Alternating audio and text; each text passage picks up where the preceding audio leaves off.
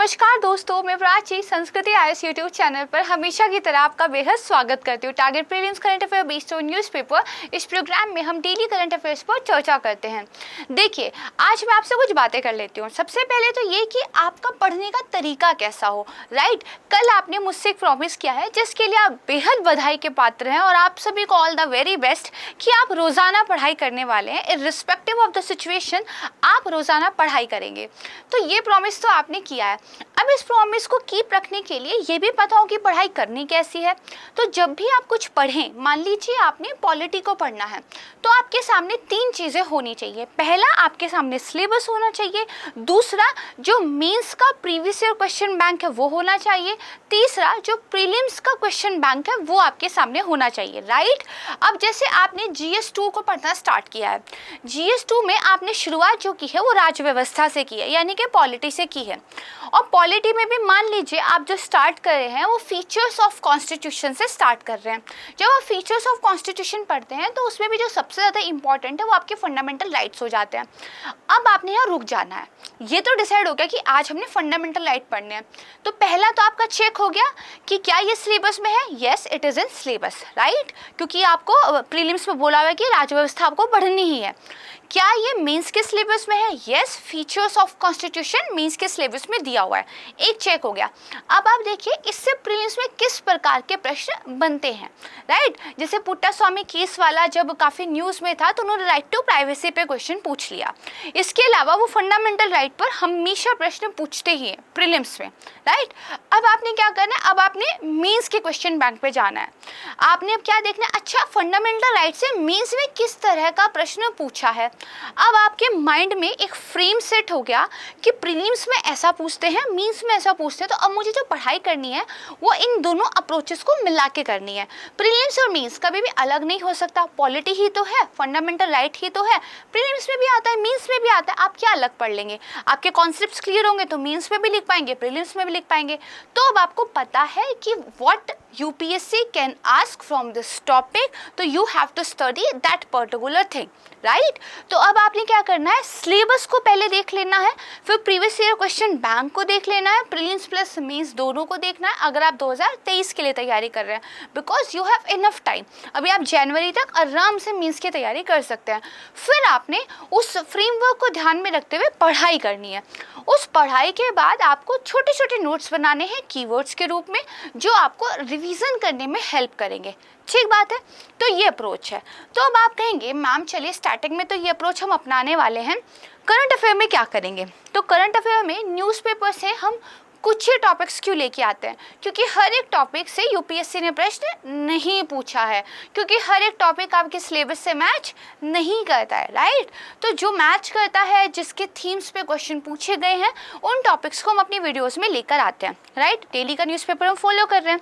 अब हमने करना क्या है, पहले हम एक न्यूज़ देखेंगे, ठीक।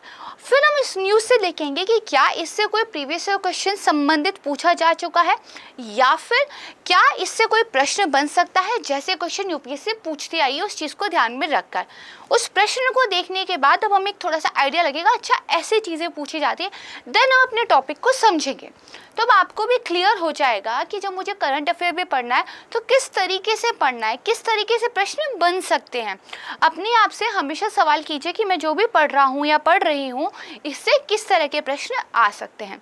ठीक बात है, तो ये मेथड अब से हम जो है फॉलो करेंगे। यही मेथड आपने अपनी स्टडीज़ में भी एप्लीकेट करना है। ठीक बात है, तो चलिए शुरुआत करते हैं आज के करंट अफेयर की वीडियो की। काफ़ी बातें हो गई हैं। सबसे पहले हम देख लेते हैं कि कौन कौन से टॉपिक्स को हम आज की वीडियो में कवर करने वाले हैं। पहला है पांडुरंग कानखोजे, ठीक है, ये इनको हम पढ़ेंगे क्योंकि इंडियन एक्सप्रेस में इनको लेके एक आर्टिकल आया था। इंपॉर्टेंट क्यों है मैं आपको बताऊंगी। भारत की पहली हाइड्रोजन ईंधन सेल बस HFC बस, ये पढ़ेंगे। फॉरएवर केमिकल्स को देखने वाले हैं। मिथिला मखाना जो कि बिहार का है उसको GI टैग मिल गया है। और ओपन सी और नॉन फंजिबल टोकन, ये न्यूज़ में था, इनको देखेंगे। सबसे पहले बात करते हैं जो पांडुरंग कानखोजे थे इनके बारे में। तो देखिए न्यूज़ में क्या था, Pandurang Khankhoje Indian revolutionary and agriculture scientist revered in Mexico.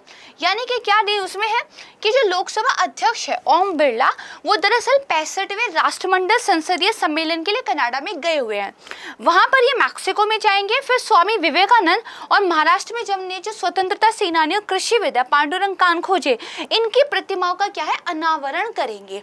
अब ये पर्टिकुलर न्यूज़ क्यों इंपॉर्टेंट में है, क्योंकि देखिए आज़ादी के अनसंग हीरोज इस थीम को गवर्नमेंट अमृतकाल के लिए सेलिब्रेट कर रही है।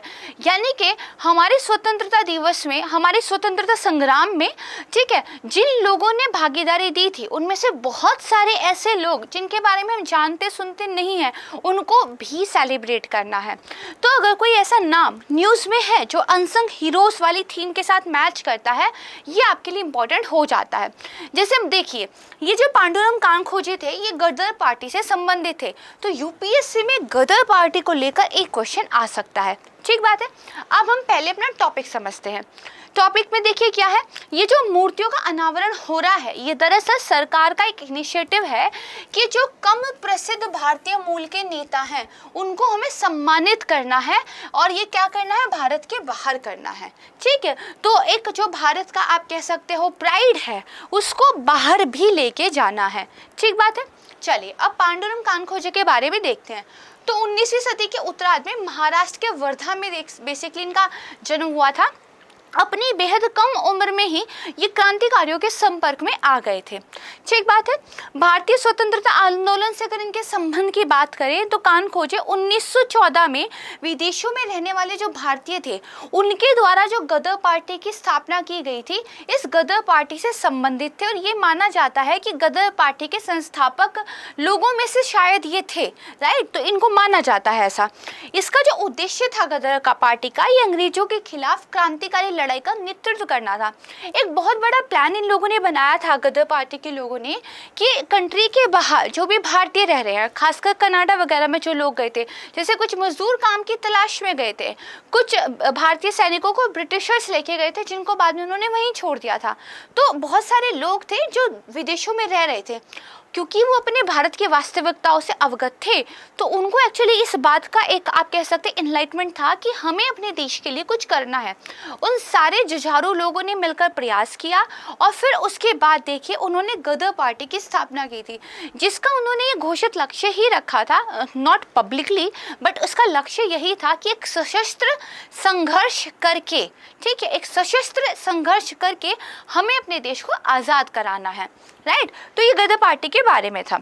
चलिए अब वापस से आते हैं इनके ऊपर। तो देखिए जो पांडुरंग थे, इन्होंने बेसिकली जो एक मैक्सिकन क्रांति हुई थी, कब हुई थी मैक्सिकन क्रांति, 1910 वाली, जिसमें जो तानाशाही शासन था वहाँ का उखाड़ फेंका गया था। तो जो पांडुरंग थे वो उससे बहुत ज़्यादा प्रभावित हुए थे कि अगर यहाँ ऐसा हो सकता है तो हमारे यहाँ भी तो हो सकता है। ठीक बात है। फिर देखिए जो पांडुरंग थे उनके एक्चुअली मैक्सिको में से काफ़ी घनिष्ठ संबंध थे। जब बेसिकली गदर पार्टी से संबंधित होने के कारण उन पर बेसिकली कुछ कार्रवाई चलने का खतरा चल रहा था, और यूरोप से उनको बोला जा रहा था कि शायद निष्कासित कर देंगे, और भारत में तो एंट्री बंद थी एक तरीके से, तो उन्होंने मैक्सिको में शरण मांगी थी। राइट, तो मैक्सिको में इन्होंने शरण भी मांगी थी। ये तो हुई इन्होंने जो एक स्वतंत्रता संग्राम है उसमें क्या योगदान, there are certain more things like, जैसे इन्होंने बहुत कम एज में ही जो है क्रांतिकारी गतिविधियों में भाग लेना शुरू कर दिया था। ठीक है, इन्होंने बाहर की यात्रा की थी, ये बहुत सारे लोगों से मिले भी थे, जो है देश के लिए सहायता बटोरने के लिए लाला हरदयाल से बाकायदा इनकी मुलाकात हुई थी, तो वो चीज़ें भी हैं। लेकिन एक कृषिविद के रूप में भी, एक एग्रीकल्चरिस्ट के रूप में भी इनका योगदान हमें पता होना चाहिए। तो देखिए मैक्सिको में इनके काफ़ी सारे मित्र थे, मैंने आपको बताया मैक्सिको में इनके काफ़ी घनिष्ठ संबंध थे। उन मित्रों वगैरह की सहायता से जो मैक्सिको सिटी के पास चैम्पिको था, वहाँ पे नेशनल स्कूल ऑफ एग्रीकल्चर में ये प्रोफेसर नियुक्त हो गए। राइट, उसके बाद वहाँ पर उन्होंने मकई हुआ, गेहूँ हुआ, ठीक है, रबर हुआ, इस सब पर रिसर्च की। ठंडे और सूखे की जो प्रतिरोधी किस्में होती हैं, ऐसी फसलों के विकास को लेकर काम किया। और जो मैक्सिको में हरित क्रांति आई थी उसके लिए जो प्रयास किए गए थे, उन प्रयासों का ये भी एक हिस्सा थे। राइट। तो आपको क्या याद है कि भारत में हरित क्रांति का जनक किसको माना जाता है? अगर याद है तो कमेंट सेक्शन में ज़रूर बताइएगा, राइट। तो चलिए, तो इन्होंने बेसिकली क्या किया, इन्होंने ना सिर्फ इंडिपेंडेंस के लिए लड़ाई की बल्कि एग्रीकल्चर में भी इनका अच्छा खासा योगदान है। जो सूखा और ठंड से प्रतिरोधी फसलें बनाने की हम आज भी बात कर रहे हैं, इस पर उन्होंने तब भी काफ़ी काम ऑलरेडी किया था। सही बात है। तो अब देखिए, जब आपने इतना पढ़ लिया है, अब इस पे जो हमारा प्रश्न था उस पर वापस आते हैं। मान लीजिए आपने करंट अफेयर में पढ़ा है, तो अब आपका क्या एक दायित्व बनता है। मैं तो आपको करंट अफेयर पढ़ा रही हूँ, पांडुरंग कानखोजे मैंने आपको पढ़ा दिया क्योंकि वो गदर पार्टी से संबंधित है, उनके बारे में मैंने आपको थोड़ा बता दिया। अब आपको गदर पार्टी जो आपका स्टैटिक का पोर्शन है मॉडर्न हिस्ट्री का, उसको क्या है थोड़ा डिटेल से पढ़ लेना है। जैसे क्वेश्चन कैसे आ सकता है कि जो गदर पार्टी की स्थापना हुई थी वो स्वतंत्रता की प्राप्ति के लक्ष्य के साथ सैन फ्रांसिस्को में की गई थी, राइट। क्वेश्चन ने खुद बता दिया है कहाँ हुई थी। क्वेश्चन ये पूछना चाह रहा है कि कुछ नेताओं के नाम दिए गए हैं, इनमें से कौन कौन से जो है गदर पार्टी से संबंधित थे। लाला हरदयाल, ये तो आपको भी याद होगा, ये तो थे ही थे, तो इसीलिए आप देखेंगे ऑप्शन में 1 सब जगह दिया हुआ है। तो यूपीएससी को भी पता है लाला हरदयाल आप पढ़ के गए हैं, तो उसने वो सारे ऑप्शंस में दे दिया है, राइट। बात आती है बाकी क्वेश्चंस पे।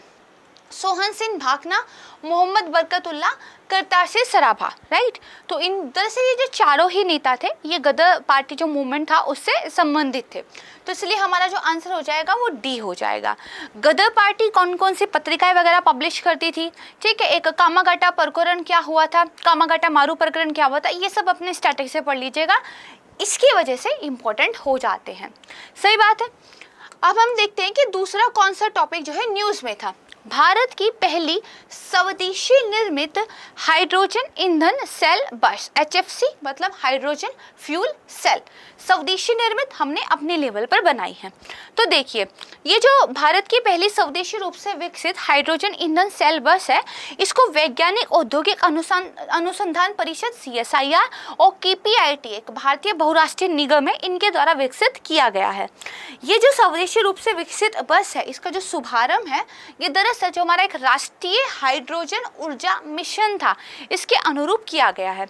अगर ये न्यूज़ में है तो आपको क्या क्या पता होना चाहिए। राष्ट्रीय हाइड्रोजन मिशन के बारे में पता होना चाहिए, CSIR के बारे में पता होना चाहिए, फ्यूल सेल टेक्नोलॉजी के बारे में पता होना चाहिए, हाइड्रोजन के बारे में पता होना चाहिए, राइट। ये सारी चीज़ें बन सकती है। प्रश्न इस पर कैसा आ सकता है, तो देखिए यूपीएससी ने 2015 में एक प्रश्न पूछा था, you can take a hint from it.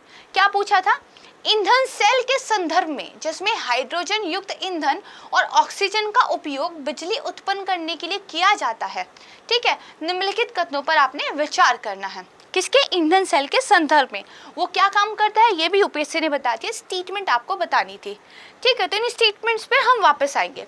अब हम क्या करते हैं, पहले अपना टॉपिक पढ़ लेते हैं। हाइड्रोजन ईंधन सेल HFC।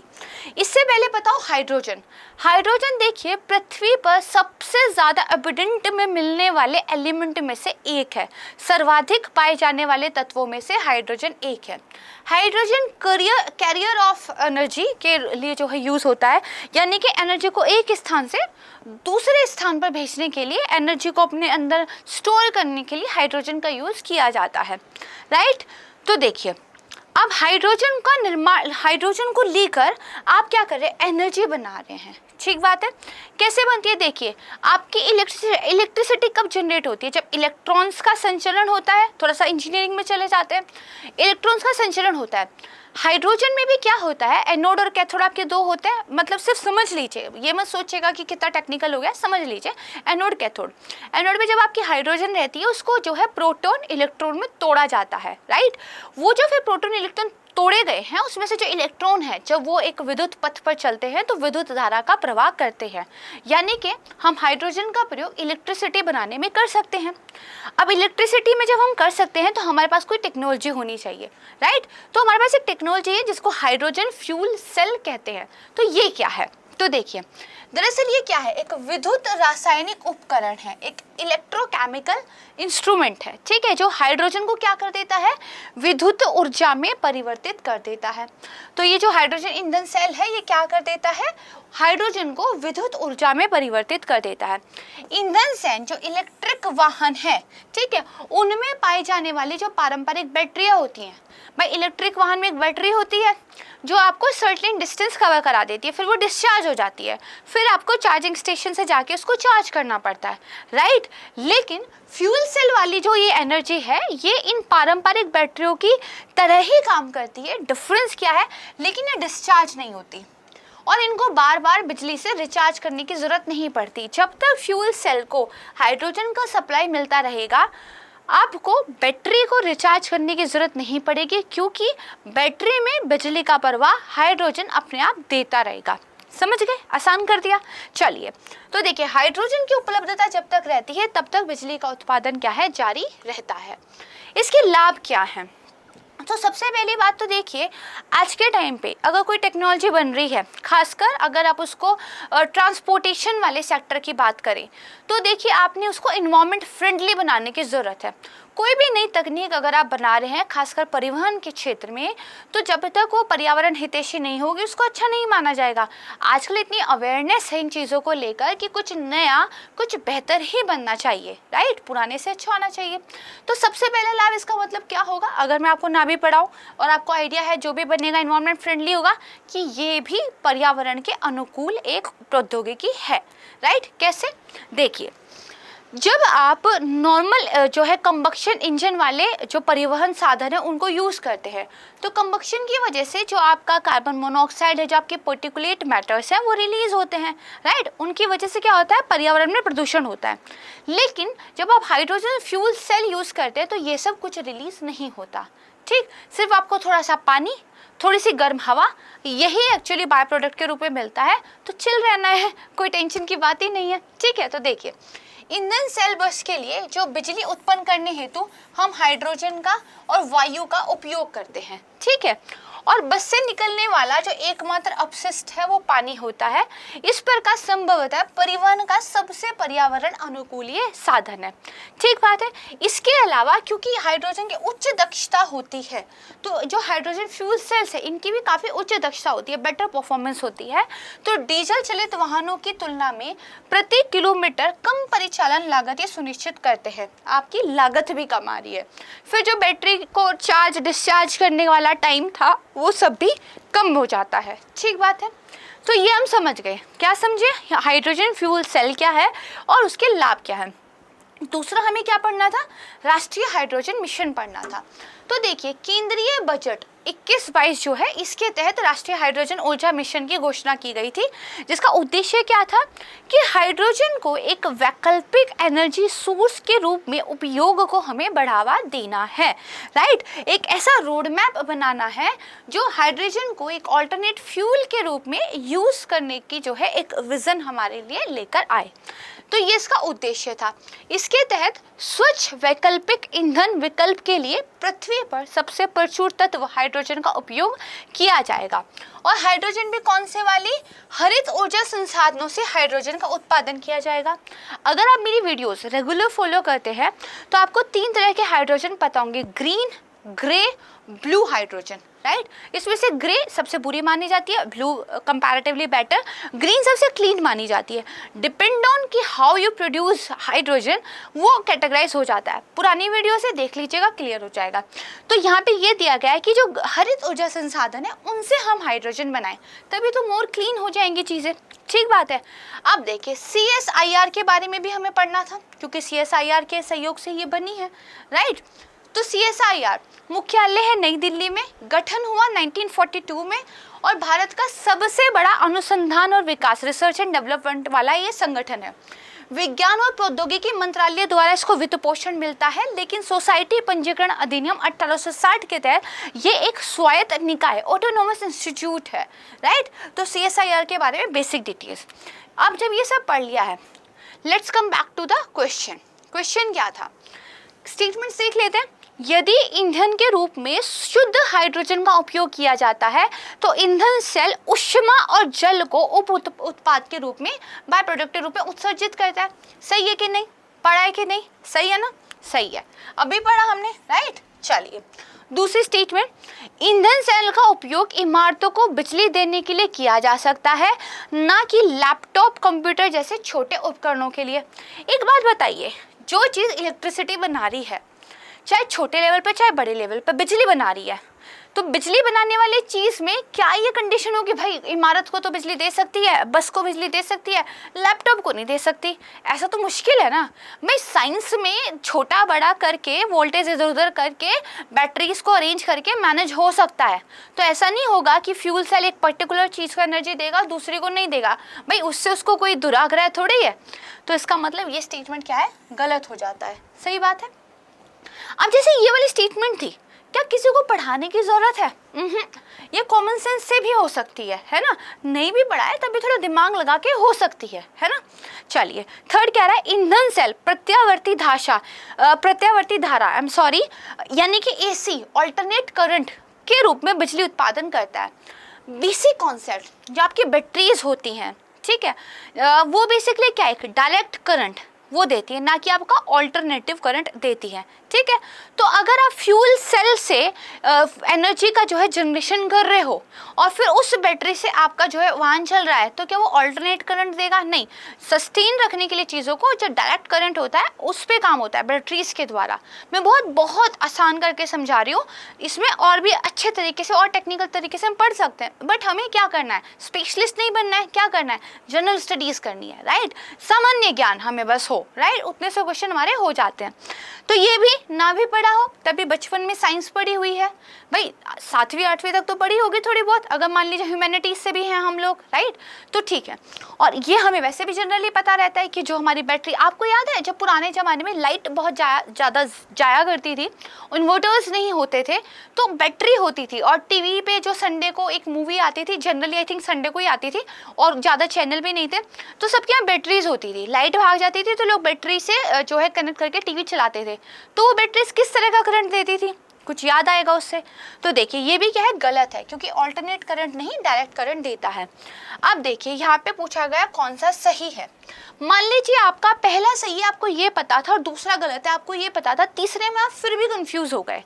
तो देखिए दूसरा गलत है तो ये भी नहीं हो सकता, ये भी नहीं हो सकता, पहला हमारा ठीक है, तो अब आप 50-50 पर फिर भी पहुंच जाओगे। इसीलिए कहा जाता है यूपीएससी में 50-50 पर आप पहुंच ही जाओगे अगर आपने पढ़ाई की है। उसके बाद थोड़ी सी इंटेलिजेंस गेसिंग, जो पूरा आपने पढ़ा लिखा है वो सारा जो भी आपके दिमाग में था वो सब प्ले आउट करता है। यहाँ पे क्या है, जो आपका केवल 1 है वो सही आंसर हो जाएगा, क्योंकि अगेन 3 भी हमारा गलत है। ठीक बात है, ये हो गया। अब चलते हैं टॉपिक नंबर 3 की तरफ। अगेन फॉरएवर केमिकल्स, ये न्यूज़ में था, इंडियन एक्सप्रेस में एक्सप्लेन की एक सीरीज आई थी, what are the forever chemicals that are contaminating rain water globally, right. ये फॉरएवर केमिकल्स क्या हैं जो पूरे विश्व के वर्षा के पानी को संदूषित कर रहे हैं।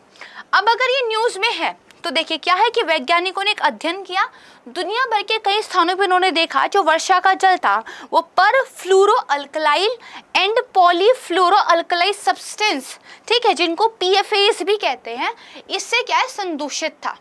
अब अगर ये न्यूज़ है तो यूपीएससी किस तरह का क्वेश्चन पूछती है, तो देखिए उन्होंने क्या पूछा हुआ, निम्नलिखित में से कौन सा भारत के कुछ भागों में पीने के जल में प्रदूषक के रूप में पाए जाते हैं। वाटर को कॉन्टेमिनेट करने वाले पॉल्यूटेंट के बारे में वो ऑलरेडी क्वेश्चन पूछ चुके हैं, यानी कि हमारा करंट अफेयर थीम के साथ जाता है, इसीलिए हम पढ़ रहे हैं। ठीक बात है, तो चलिए क्वेश्चन पे हम बाद में आएंगे। Again let's come back to the article. तो देखिए ये जो PFAS हैं ये क्या होते हैं, तो जो US centre for disease control and prevention है, उन्होंने ये कहा है कि जो PFAS है ये मानव निर्मित रसायन हैं, हमने ही बनाए हैं हमारी मुसीबतों के लिए। क्यों बनाए हैं, क्योंकि ये नॉन स्टिक कुकरवेयर में वाटर रिपेलेंट वाले कपड़े, यानी कि जो पानी वाटर रेजिस्टेंस होता है, बारिश में आप पहनते हैं ना, एक भीगते नहीं है, छाता आपका किसका बनता है ना, स्टीम रेजिस्टेंस कपड़े, सौंदर्य प्रसाधन, अग्निशामक, अग्नि को बुझाने वाले, और कई अन्य उत्पाद जो ग्रीस, जल और तेल का प्रतिरोध करते हैं उनको बनाने में किया जाता है। ऐसे प्रोडक्ट्स जो ग्रीस, वाटर, ऑयल इनको बेसिकली रेजिस्ट करते हैं, उन वैसे प्रोडक्ट्स को बनाने में इन PFAS का क्या है, यूज़ किया जाता है। मानव ये निर्मित है। ठीक बात है। अब ये जल्दी से विघटित नहीं होते, बल्कि विघटित होते ही नहीं है, लंबे समय तक पर्यावरण में बने रहते हैं, बहुत लंबे टाइम तक हमारे इन्वायरमेंट में ये बने रहते हैं। जब ये इन्वायरमेंट में लंबे टाइम तक बने रहते हैं तो मिट्टी को, मृदा को पानी जो कि हमारा ग्राउंड वाटर है, रेन वाटर है, उसको ये कंटेमिनेट कर देते हैं, संदूषित कर देते हैं। ठीक है, तो वातावरण, वर्षा जल और मृदा में क्योंकि लंबे समय तक बने रहते हैं तो इस प्रवृत्ति के कारण ही इनको क्या कहा जाता है, फॉर एवर केमिकल्स, सदा के लिए हमसे चिपक गए। ठीक बात है। स्टॉकहोम कन्वेंशन एक है अंतर्राष्ट्रीय लेवल पर जो इस तरह के हजार्डस केमिकल्स को रेगुलेट करती है, उसमें भी इन पीएफएस को सूचीबद्ध किया गया है। तो मतलब पढ़ने के लिए भाई एक और चीज़ होगी, अब स्टॉकहोम कन्वेंशन भी पढ़ना है, टॉपिक टू टॉपिक इसी तरह निकलता है। ठीक बात है, तो ये समझ गए फॉर एवर केमिकल्स क्या है, मानव निर्मित है, कहाँ कहाँ यूज होते हैं, क्यों इनको फॉर एवर कहा जा रहा है, ये पता चल गया। इनका नुकसान क्या है, देखिए अगर पीएफए के संपर्क में आप ज़्यादा समय तक आते हैं, जैसे कहा जाता है ना नॉन स्टिक कुकवेयर्स में जो खाना आप बना रहे हो इट्स नॉट हेल्दी, कहा जाता है ना उसको यूज़ मत करो, मिट्टी के बर्तन यूज़ करो, या फिर जो आपका तवा है नॉन स्टिक वाला उसको भी लोहा, आयरन की कढ़ाई, आयरन का तवा यूज़ करो, या फिर मिट्टी के जो बर्तन हैं वो बहुत ज़्यादा प्रचलन में है उनको यूज़ करो। तो देखिए अगर आप लंबे टाइम तक इसके कनेक्शन में रहते हैं तो प्रजनन क्षमता में कमी, बच्चों में विकासात्मक प्रभाव, शरीर के हार्मोन में प्रॉब्लम हो जाती है, कोलेस्ट्रॉल का लेवल बढ़ जाता है और सर्टेन टाइप्स ऑफ कैंसर्स भी हो सकते हैं। तो आज से क्या करना है, नॉन स्टिक तवे पे बनी हुई चीज़ें नहीं खानी है, मम्मी को भी बताना है, राइट। चलिए इन्वेस्टमेंट कीजिए, अच्छा वाला बर्तन लीजिए। ये हो गया, नुकसान पता चल गया। अब हमें स्टॉकहोम कन्वेंशन के बारे में पढ़ना है, भाई ये क्या है। तो देखिए मानव स्वास्थ्य और पर्यावरण को जो हानि पहुंचाने वाले पीओपीज हैं, पर्सिस्टेंट ऑर्गेनिक पॉल्यूटेंट हैं, ठीक है, इनके लिए क्या है, एक वैश्विक संधि, एक ट्रीटी है जिसमें कहा गया भाई ये जो पर्सिस्टेंट ऑर्गेनिक पॉल्यूटेंट है इनको हम यूज़ जैसे करेंगे उसको रेगुलेट करेंगे। ठीक बात है। पीओपीज क्या होते हैं, ऐसे रसायन हैं जो लंबे समय तक पर्यावरण में बने रहते हैं, जीवित जीवों के वसायुक्त ऊतकों में जमा हो जाते हैं।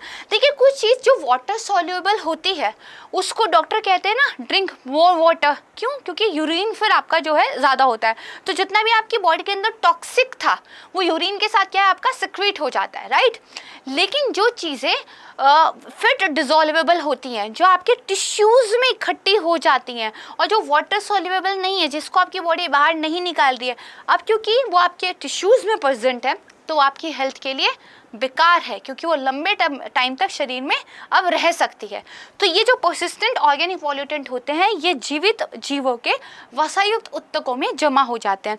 भारत की बात करें तो भारत ने 2006 में स्टॉकहोम ये जो कन्वेंशन है इस समझौते की बेसिकली पुष्टि कर दी थी। ठीक बात है, चलिए इतना समझ गए। अब देखते हैं प्रश्न की तरफ। क्या पूछा गया था, पीने के पानी के प्रदूषक पूछे गए थे। आर्सेनिक नाम सुना ही होगा तो ये तो होगा ही होगा, ठीक है। सॉर्बिटॉल अजीब सा लग रहा है, फ्लोराइड नाम तो सुना ही होगा, ये तो है। फॉर्मेल्डिहाइड अगेन अजीब सा लग रहा है, यूरेनियम। तो मान लीजिए अगर आपने बेसिक पढ़ाई की है तो जो आर्सेनिक और फ्लोराइड है ये तो आपको पता होना चाहिए। There are so many case studies जिसमें जो सेंट्रल वाटर अथॉरिटी है, नीति आयोग है और बहुत सारे इंस्टीट्यूशंस हैं जिन्होंने ये बताया हुआ है कि जो पानी है उसमें फ्लोराइड और आर्सेनिक की घातक मात्राएं बढ़ रही है, जिससे प्रॉब्लम्स फेस करनी पड़ रही है। और फिर सरकार बहुत सारे इनिशिएटिव्स भी लेके आई है। बाकी जो है प्रॉब्लम हो जाती है। यूरेनियम भी देखिए ठीक है, यूरेनियम भी ठीक है, क्योंकि देखिए कई बार आपने पढ़ा होगा कि पानी में यूरेनियम के जो है संदूषक अब पाए जा रहे हैं जो हेल्थ को बहुत ज़्यादा परेशान कर रहे हैं। सॉर्बिटॉल और फॉर्मेल्डिहाइड में थोड़ा सा देखिए कन्फ्यूजन हो सकता है एग्जाम के टाइम पे, और ये दोनों दरअसल नहीं है। अगर नाम सुना नहीं है तो थोड़ा लगाइए कि शायद भाई नहीं होंगे। तो दरअसल सही कूट का उपयोग करके आपको उत्तर देना था, तो आपका जो सही उत्तर हो जाएगा वो सी हो जाएगा, यानी कि 1, 3 और 5, 2 और 4 नहीं है, राइट। चलते हैं नेक्स्ट टॉपिक की तरफ। चलिए क्या था न्यूज़ में, मिथिला मखाना हेतु जीआई टैग। तो देखिए बिहार और नेपाल का जो मिथिला क्षेत्र है उसमें ये पर्टिकुलर टाइप ऑफ वैरायटी मखाने की उगाई जाती है, जिसको फिलहाल एक क्या है जीआई जियोग्राफिकल इंडिकेशन टैग मिल गया है, जो वहाँ के उत्पादकों को अब लाभ देगा, राइट। क्यों पढ़ रहे हैं, एक क्वेश्चन यूपीएससी में पूछा था जिसको मैंने चेंज कर दिया है, ठीक है। 15 में बेसिकली मैंने इसलिए लिखा है क्योंकि ऐसा उन्होंने क्वेश्चन पूछा था कि निम्नलिखित में किसको जीआई टैग का दर्जा दिया गया, बट ये ऑप्शंस मैंने बदल दिए हैं। ऑप्शंस यहाँ पे कुछ और थे। ऑप्शंस मैंने इसलिए बदल दिए हैं क्योंकि बिहार के जीआई टैग की बात हो रही है, तो मैंने बिहार की ही प्रोडक्ट्स को यहाँ पे लिखा है ताकि आपको याद हो जाए कि भैया कौन कौन से प्रोडक्ट्स को बिहार से जीआई टैग मिल चुका है और किसको नहीं। ठीक है, तो मैंने ऑप्शंस बदल दिए हैं, इसको याद रखिएगा। ठीक बात है। अब आपने देखिए इस तरह का अगर प्रश्न आया है तो इसका मतलब आपने क्या तैयार करना है कि कब किसको जीआई टैग मिल रहा है, कम से कम उस 1.5 साल के ईयर में जब आप करंट अफेयर पढ़ रहे हो अपने एग्जाम के लिए, आपको याद होना चाहिए क्योंकि question can be asked, right. तो चलिए अब थोड़ा सा चीज़ों के बारे में देखते हैं। मिथिला मखाना, तो मैंने बताया बिहार और नेपाल के मिथिला क्षेत्र में उगाया जाता है। मखाना क्यों बहुत ज़्यादा हेल्दी है, तो देखिए कैल्शियम, मैग्नीशियम, आयरन और फास्फोरस जैसे सूक्ष्म तत्वों के साथ साथ प्रोटीन और फाइबर भी इसमें होता है। इसलिए जो लोग डाइट करते हैं या जिम जाते हैं या जो लोग वेट कॉन्शियस होते हैं उनको कहा जाता है कि जब आपको वो जो छोटी छोटी भूख लगती हैं उसमें कुछ मीठा या ऐसी चीज़ मत खाइए, मखाने को आप जो है ड्राई रोस्ट करके खा सकते हैं या, ठीक है। तो इसलिए ये थोड़ा हेल्दी माना जाता है, इसमें फिट नहीं होता है। अच्छा, तो अब इसी चीज़ को जीआई टैग मिल गया तो भाई ये खुश होने वाली बात है क्या? बिल्कुल है, तभी तो हम पढ़ रहे हैं, कुछ बड़ी बात है। ये होता क्या है, किसी जगह के पर्टिकुलर इन्वायरमेंट की वजह से, पर्टिकुलर क्लाइमेट कंडीशंस की वजह से, जियोग्राफिकल एरिया की वजह से अगर कोई सर्टेन टाइप ऑफ प्रोडक्ट आप उगा पाते हैं, बना पाते हैं जिसमें विशिष्टताएं हैं जो बाकियों में नहीं हैं, तो आपको एक अलग पहचान देने के लिए एक जीआई टैग दे दिया जाता है कि इस एरिया के प्रोडक्ट को जीआई टैग मिला हुआ है जो बाकियों से अलग है। ये कॉन्सेप्ट है। तो देखिए निश्चित भौगोलिक क्षेत्र से उत्पन्न होने वाली विशेष विशेषताओं वाले सामान को पहचान प्रदान करने के लिए दिया जाता है। किस कानून के तहत दिया जाता है? वस्तुओं का भौगोलिक सूचक पंजीकरण संरक्षण अधिनियम 1999। ठीक है, इसके बाद देखिए जो अंतर्राष्ट्रीय स्तर पर ट्रिप्स समझौता हुआ था, हम पहले भी पढ़ चुके हैं। ट्रिप्स समझौता भी दरअसल जीआई टैग जो कि कृषि, प्राकृतिक या ऐसे निर्मित उत्पादों की गुणवत्ता विशिष्टता का आश्वासन देता है जो एक विशिष्ट भौगोलिक क्षेत्र से उत्पन्न होते हैं और जिसके कारण इसमें अद्वितीय विशेषताएं या गुणों का समावेश होता है। सही बात है। वैधता, एक बार जीआई टैग मिल गया तो जीवन भर के लिए होगा? नहीं, सिर्फ 10 साल के लिए होता है, बट उसको 10-10 साल के लिए रिन्यू कराया जा सकता है। ठीक है, एवरग्रीनिंग की जा सकती है। भौगोलिक संकेतक का महत्व क्या है? जब एक बार आपको जो जीआई टैग का दर्जा मिल गया तो कोई और निर्माता जो उस चीज़ से रिलेटेड नहीं है वो फिर उस प्रोडक्ट को नहीं बना सकता। कस्टमर्स को भी लाभ मिलता है कि उनको पता चलता है ये प्रोडक्ट जो है ऑथेंटिक है, प्रमाणिक उत्पाद है, उसको वो पे करके ले सकते हैं। राइट बात है। इसके अलावा निर्यात वगैरह को बढ़ावा देने में भी मदद करता है। एक्सपोर्ट आप उन चीज़ों का करेंगे जिनको जीआई टैग मिला है तो कंज्यूमर बेस आपका बढ़ेगा। राइट, तो ये आपने पढ़ा। अब इसके क्वेश्चन को देखिए सॉल्व कर लेते हैं। मैंने आपको क्या बताया, 15 में पूछा गया था, ऑप्शंस मैंने बदल दिए क्योंकि 15 वाले जीआई टैग हो गए पुराने, हमने पढ़ने नए। ठीक, तो देखिए भागलपुरी जर्दालू आम, मधुबनी चित्रकला, तिलकुट और कतरनी चावल, इसमें से किसको जीआई टैग जो है मिला है? तो देखिए मधुबनी चित्रकला तो मान लीजिए पता ही होना चाहिए कि इसको जीआई टैग ऑलरेडी मिल चुका है। भागलपुरी जर्दालू आम को भी देखिए मिल चुका है। ठीक है, जो आपके कतरनी चावल हैं इनको भी मिल चुका है, तिलकुट को अभी नहीं मिला है। तो आपके ऑप्शंस कौन कौन से हो जाएंगे? 1, 2 और 4। तिलकुट मैंने ऑप्शन क्यों लिया है? क्योंकि इसको भी जीआई टैग देने के प्रस्तावों पर बातचीत ऑलरेडी की जा रही है और देयर इज़ अ पॉसिबिलिटी कि आने वाले टाइम में इसको भी हम पढ़ रहे हों। ठीक बात है। चलिए नेक्स्ट टॉपिक की बात करते हैं। ओपन सी और नॉन फंजिबल टोकन न्यूज़ में था। क्यों? क्योंकि एक्सप्लेन किया गया था the Open Sea tale on the future of NFT. तो देखिए ओपन सी क्या है ये मैं आपको पढ़ाऊँ इससे पहले देखते हैं कि प्रश्न इससे किस तरह का बन सकता है। देखिए ब्लॉकचेन टेक्नोलॉजी, इस पर यूपीएससी ऑलरेडी प्रश्न पूछ चुका है। तो मतलब इस तरह की जो टेक्नोलॉजीज़ हैं और ये जो है यूपीएससी की थीम में आती है, तो इस थीम पर मैंने क्वेश्चन बनाया है एनएफटी पर, यानी कि अपूर्णीय टोकन, नॉन फंजिबल टोकन पे। तो ये क्वेश्चन अब तब हल कर पाएंगे जब हमने इसके बारे में पढ़ा होगा। तो आइए पहले इसके बारे में पढ़ लेते हैं। तो सबसे पहले तो ओपन सी क्या है? ओपन सी क्या है? डिसेंट्रलाइज्ड मार्केट है। डिसेंट्रलाइज होने का मतलब भी होता है इसको कोई नियंत्रित नहीं करता है, कोई कंट्रोल नहीं करता है, हर किसी के लिए ओपन है। ठीक है, जो उपयोगकर्ताओं को अपूर्णीय टोकन खरीदने और बेचने की अनुमति देता है। देयर आर सम मार्केट जहाँ पे आप शेयर खरीदते बेचते हैं, देयर आर सम मार्केट जहाँ पे आप गोल्ड खरीदते बेचते हैं, देयर आर सम मंडी जहाँ पे हम सब्जियाँ खरीदते बेचते हैं, राइट। ऐसे ही ओपन सी नाम का एक मार्केट है जो क्यों जाना जाता है, नॉन फंजिबल टोकन्स को खरीदने और बेचने के लिए माना जाता है। अब ये नॉन फंजिबल टोकन किस चिड़िया का नाम है, ये पता हो तब तो ओपन सी क्लियर है। तो पहले देखिए नॉन फंजिबल टोकन्स को ही समझते हैं। नॉन फंजिबल टोकन से डिजिटल संपत्ति होती है। डिजिटली मतलब ये रियल में आपके पास नहीं होने वाली है, डिजिटली कोई प्रोडक्ट है। मान लीजिए मैंने कोई पेंटिंग बनाई और मैंने वो आप लोगों को कहा ये मेरी पेंटिंग है, इसको मैंने एक कोड दे दिया है और ब्लॉकचेन टेक्नोलॉजी और मेटावर्स की सहायता से अब ये क्या है, डिजिटली उपलब्ध है। अब मैंने क्योंकि पेंटिंग बनाई, आप अपनी मैम से बहुत प्यार करते हैं तो आप मेरी बनाई हुई पेंटिंग को खरीद लीजिए, मुझे पैसे मिल जाएंगे, राइट। और ये हो जाएगा कि मेरे स्टूडेंट्स ने मेरी पेंटिंग ली है, राइट। तो अब आप क्या करेंगे, ओपन सी मार्केट के द्वारा उस पेंटिंग को क्रिप्टो करेंसी में भुगतान करके खरीद सकते हैं। वो पेंटिंग आपके घर नहीं पहुंच जाएगी क्योंकि आपके पास उसकी डिजिटल ओनरशिप है। डिजिटल अवतार जो पेंटिंग का था उसको आपने खरीद लिया है। ये कैसे संभव है, मान लीजिए कि ये जो मेरा पोडियम है इसको मैं कोड दे दूँ 1, ये एक जो टेबल है इसको कोड दे दो 2, ये जो स्क्रीन है इसको कोड दे दिया 3। इनका मैंने कोड जो है ब्लॉकचेन पर डिजिटली जो है खरीदने के लिए उपलब्ध करा दिया है। अब आप मुझे क्रिप्टो करेंसी में भुगतान करके खरीद सकते हैं। आप कहेंगे मुझे जो कोड 2 है वो परचेज करना है, उसको आप परचेज कर लेंगे। बहुत ही मोटे तौर पर, बहुत ही लेमन लैंग्वेज में मैं आपको बता रही हूँ ताकि कॉन्सेप्ट क्लियर हो जाए। हम टेक्निकलिटीज़ में बिल्कुल भी नहीं जा रहे हैं, राइट। तो बेसिकली नॉन फंजिबल टोकन्स क्या हुए थे कि नॉन फंजिबल, इस वर्ड पे जाइए तो नॉन फंजिबल तब पता होगा जो फंजिबल पता होगा। फंजिबल क्या होता है, जिसका आप किसी दूसरी चीज़ में आदान प्रदान कर सकते हैं, समकक्षता के साथ खरीदने बेचने में यूज़ कर सकते हैं। For example currency, currency is the very best example of fungible tokens.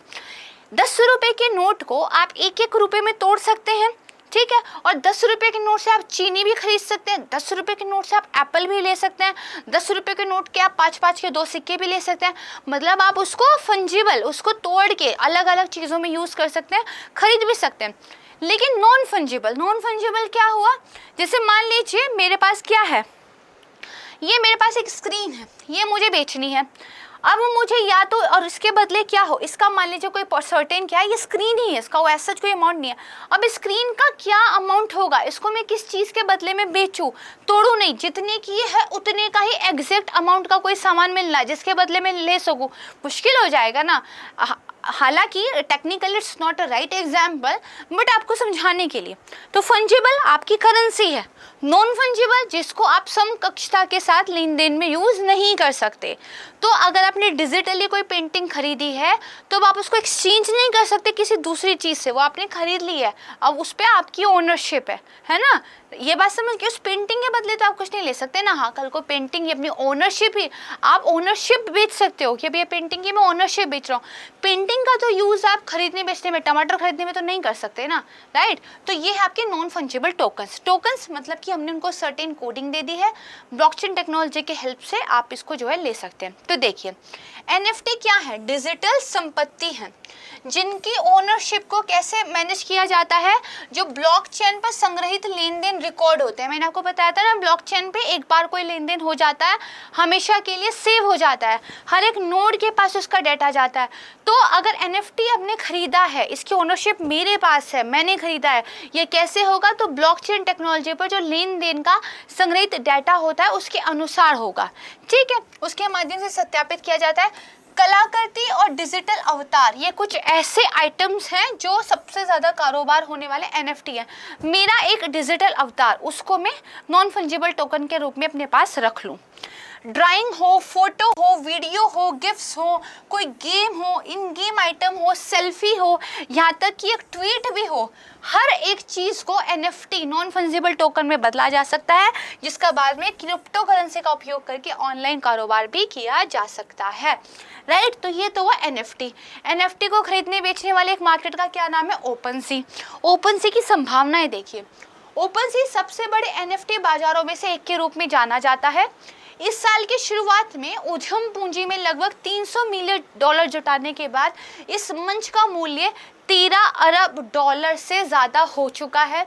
जो इथेरियम ब्लॉकचेन है उसके डाटा के आधार पर अगस्त 2022 तक ओपनसी का उपयोग 2 मिलियन व्यापारियों द्वारा किया गया था, जिन्होंने इस नेटवर्क पर कम से कम एक बार लेन देन किया था। 2 मिलियन व्यापारी, ठीक है। ओपनसी जो है इथेरियम ब्लॉकचेन पर NFT के व्यापार के लिए बनाया गया था। राइट, समझ गए? बस इतना ही है। आइए इस पर जो है हम अपना क्वेश्चन देख लेते हैं। अपूर्णीय टोकन NFT अद्वितीय पहचान कोड और मेटा डेटा के साथ ब्लॉकचेन पर एक क्रिप्टोग्राफिक संपत्ति है। देखिए, अद्वितीय पहचान कोड, हर वस्तु का अपना एक अलग कोड होगा, तभी तो वो उसको दूसरी से डिफरेंट बना पाएगा। मेटा डेटा पर है, बिल्कुल ठीक बात है। ब्लॉकचेन के हिसाब से है, बिल्कुल ठीक बात है। क्रिप्टोग्राफिक संपत्ति है, ये भी अगेन सही है। क्रिप्टोकरेंसी देखिए फंजिबल है। क्रिप्टोकरेंसी का चीज़ आप चीज़ों को खरीदने बेचने में कर सकते हो क्योंकि वो एक करेंसी है, बट NFT नहीं। NFT कोई डिजिटल संपत्ति है जिसकी ओनरशिप आप ले सकते हो। This is right statement. फिर ये कह रहा है क्रिप्टो करेंसी के जैसे इसका व्यापार या समकक्षता के आधार पर आदान प्रदान किया जा सकता है। हमने अभी कहा कि ट्रेडिंग नहीं हो सकती NFT में, ठीक है। एट पार इक्विवेलेंस पे इसका लेन देन नहीं हो सकता है। ये क्या है? गलत है। फिर ये कह रहा है NFT कलाकृति और रियल एस्टेट जैसी जो वास्तविक दुनिया की वस्तुएं हैं उनका जो है प्रतिनिधित्व कर सकते हैं। रियल लाइफ में जो कुछ है उनको रिप्रेजेंट करने के लिए एक NFT आपने बना दिया है, हो सकता है, सही बात है। तो देखिए, अगर टॉपिक न्यूज़ में था, उसके बाद उसको आपने कॉन्सेप्ट्स के साथ पढ़ा होता और मान लीजिए इस तरह का प्रश्न कोई आ गया होता तो आप कर सकते थे, सही बात है ना? तो ठीक बात है। यहाँ पे देखिए हमारा कौन सा सही है पूछा हुआ है, केवल पहला और तीसरा, यानी कि C जो है हमारा राइट आंसर हो जाएगा। ठीक बात है। तो यहाँ पे हमारे क्या है, सारे टॉपिक्स खत्म होते हैं कि नया पैटर्न जो पढ़ाई का आज हमने शुरू किया है ये आपको कैसा लगा रहा है, ये आपको कमेंट सेक्शन में ज़रूर बताना है। इसलिए मैंने कोई क्वेश्चन नहीं पूछा है आपसे, आपने क्योंकि ये बताना है कि आज की वीडियो के लिए आपकी फीडबैक कैसे दी, तभी हम इसको इस तरीके से कंटिन्यू रखेंगे। सही बात है। चलिए पढ़ाई करते रहिएगा। बहुत जल्द मिलूंगी मैं एक अगले करंट अफेयर वीडियो के साथ। तब तक के लिए नमस्कार, शुक्रिया, धन्यवाद, जय हिंद।